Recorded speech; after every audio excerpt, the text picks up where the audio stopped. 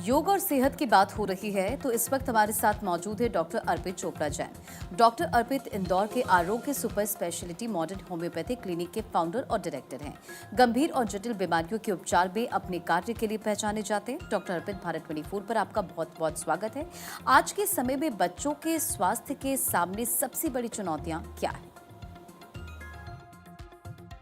नमस्कार दोस्तों, good morning to all of you. निश्चित रूप से बच्चे हमेशा भगवान की रूप के रूप में माने जाते हैं, तो हमारी पूरी कोशिश होनी चाहिए कि हम अपने भगवान को बीमार ना होने दें और अगर बीमारी है तो उनको जल्द से जल्द स्वस्थ करें। तो चूँकि बच्चों के बारे में क्वेश्चन है, तो ज़्यादातर जो बच्चे होते हैं वो काफ़ी सेंसिटिव भी होते हैं। तो अधिकतर हमने देखा कि बच्चों को बहुत जल्दी-जल्दी सर्दी, खाँसी, बुखार होता है, जिसके कारण हमें काफ़ी बार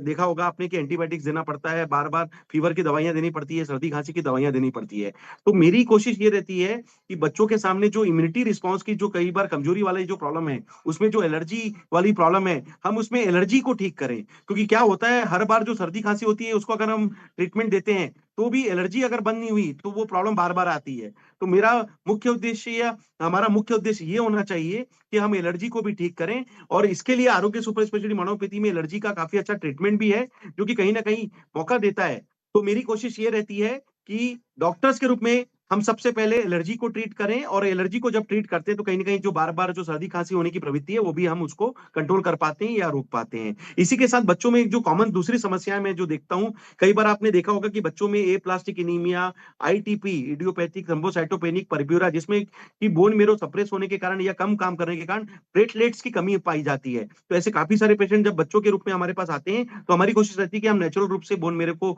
मेटाबॉलिज्म को रिकवर करें और बार-बार जो ब्लड ट्रांसफ्यूजन या प्लेटलेट ट्रांसफ्यूजन है, उससे उनको बचाने की कोशिश करें। बच्चों में एक बहुत बड़ी प्रॉब्लम के बारे में बात करूँगा, मस्कुलर डिस्ट्रॉफी, जो कि एक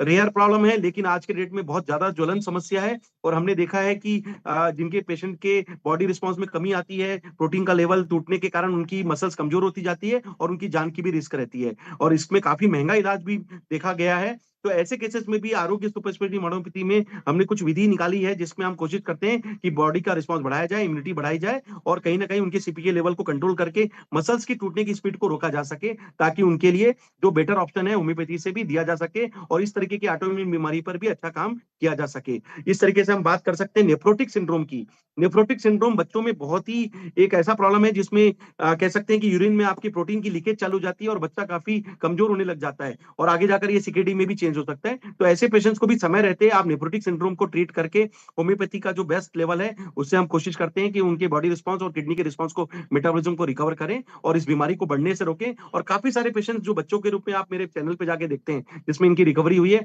हमें एक अच्छा मौका मिला है कि होम्योपैथी से हम अपने भगवान की सेवा कर सकें और निश्चित रूप से मानवता के हित में बच्चों के लिए हमें काम करने का मौका मिलता है। Thank you. और अब आगे बढ़ते हैं भ्रष्टाचार